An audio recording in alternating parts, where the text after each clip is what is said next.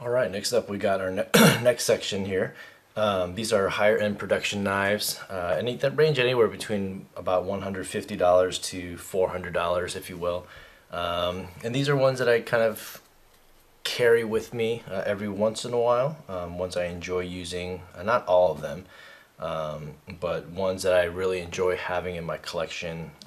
Maybe letting go of some of these down the road, but overall you see a lot of titanium. I'm a total titanium freak, and carbon fiber as well. So actually I only have one in carbon fiber here, but alright, so let's get started. This is the Spyderco Techno, the Marcin Slice collaboration, CTS XHP.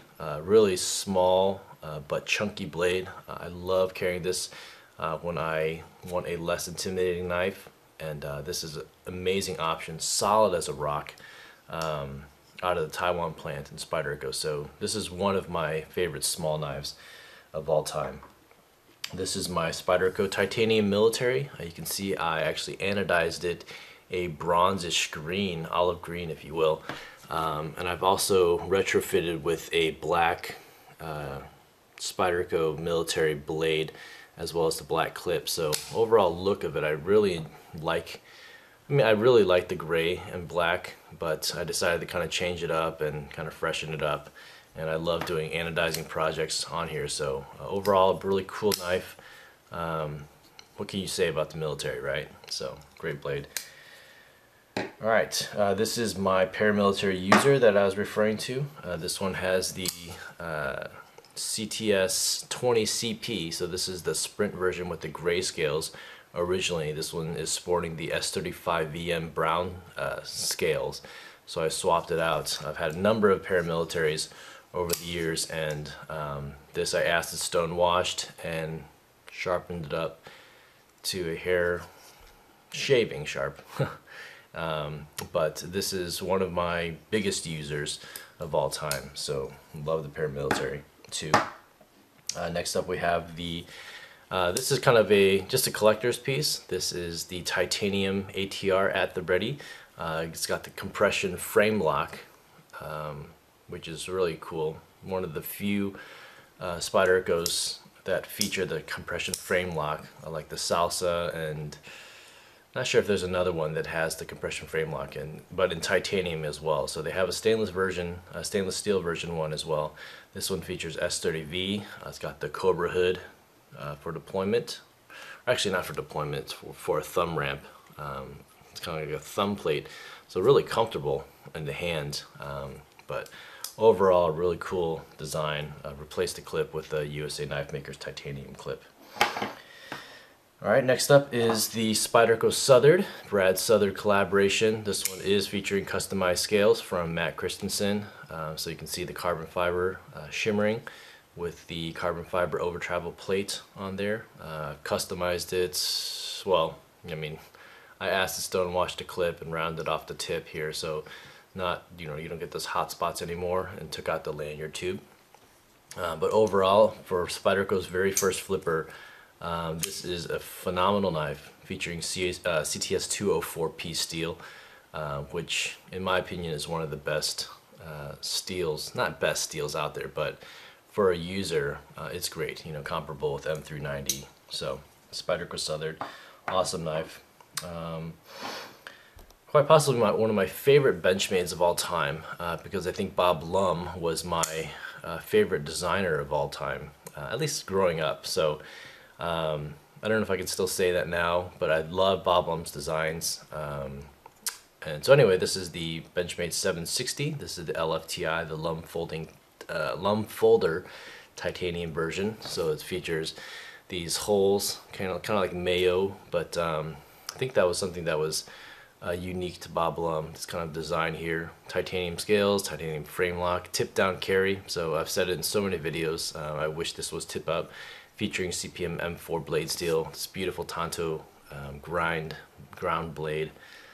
Just an amazing collaboration, one of my favorites. So I've had this one for quite some time and I've never gotten rid of it. This is also one of my favorite Benchmades, the Shane Seibert collections. or a collaboration. This one features CPM M390, sorry, not CPM, Bowler M390 steel, so awesome steel. Ground actually to a very thin edge on here. Obviously I've customized this one where I've stonewashed the titanium, and then I flipped the clip to a tip-up configuration. There's only one screw holding, so if you do torque on this it will turn, but when you tighten it down it actually holds pretty well for tip-up carry. And then I've dyed the scale with RIT dye, black RIT dye, so you don't have the green, the dark forest green anymore. It's all blacked out version, which I think looks phenomenal on this knife. And then here we have the Benchmade 470 Emissary. So aluminum handles, S30V steel, deep carry pocket clip on here, and it has an axis assist blade on here. So this one is smooth, but it's not without its issues. Has a little bit of side to side and a lot of up and down. And so I think that's kind of standard on the Emissary for whatever reason. I've had, Benchmade 581, 586, the Barrage series.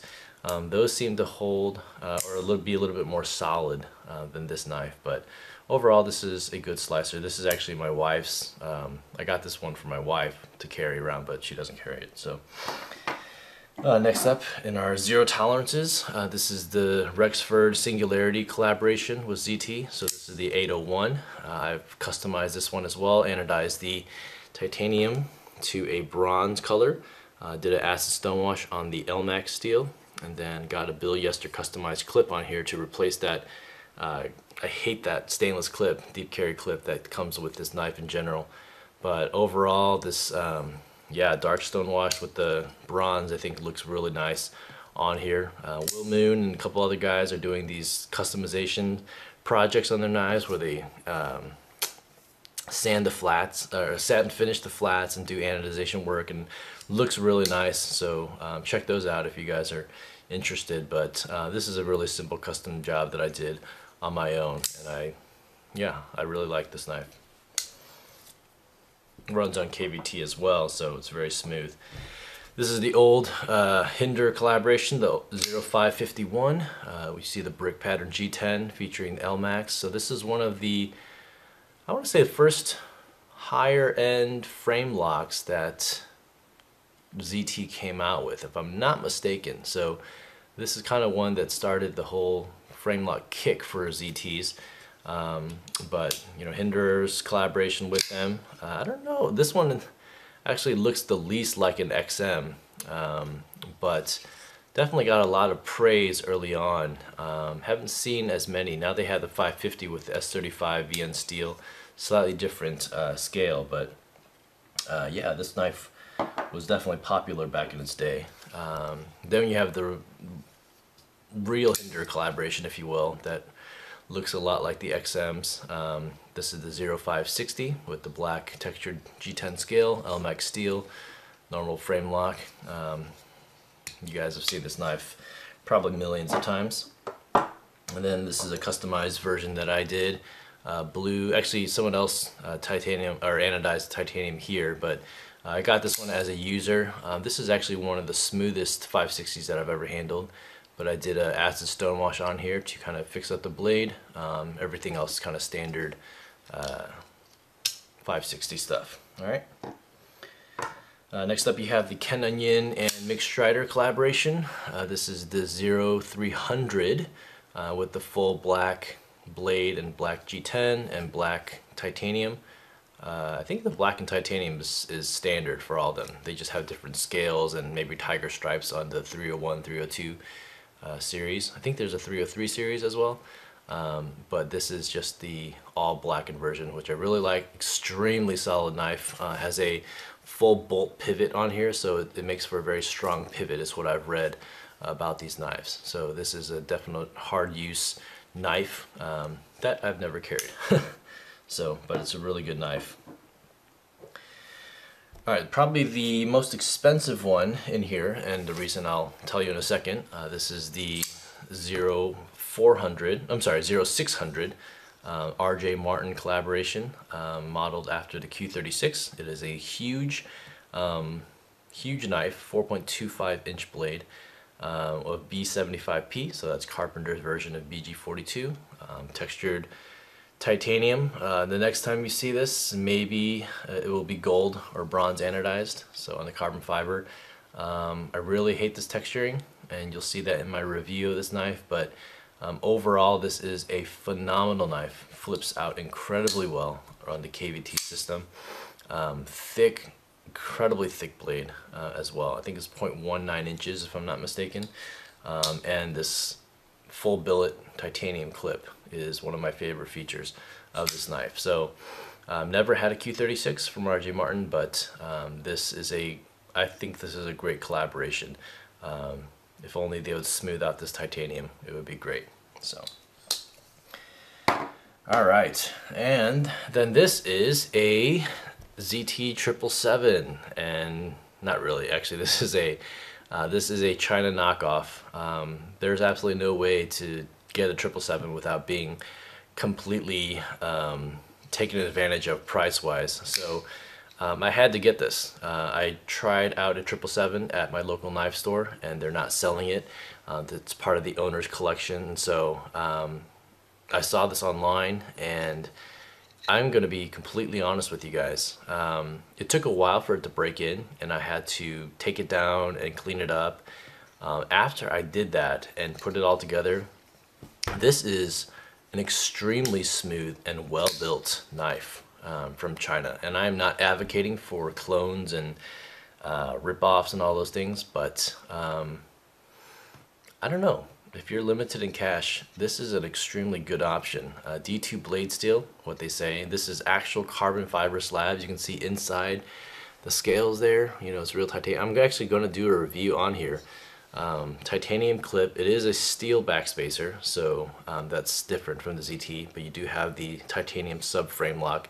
Slightly different features on the frame lock than the real thing, so you can tell the difference, but you know, it does have kind of the standard ZT's 777, you know, screws and whatnot. So build quality, the screws here are not the best, and so I had a lot of issues with that, but eventually I was able to take it all the way down, and it runs on roller bearings versus normal standard, say, KVT bearings. But you can see how smooth this knife is, and it flips amazing, and lockup is rock solid on this knife. There's nothing on this knife, so I'm quite impressed. So anyway, so that rounds out section 2 of some of the higher end productions, and we'll continue on.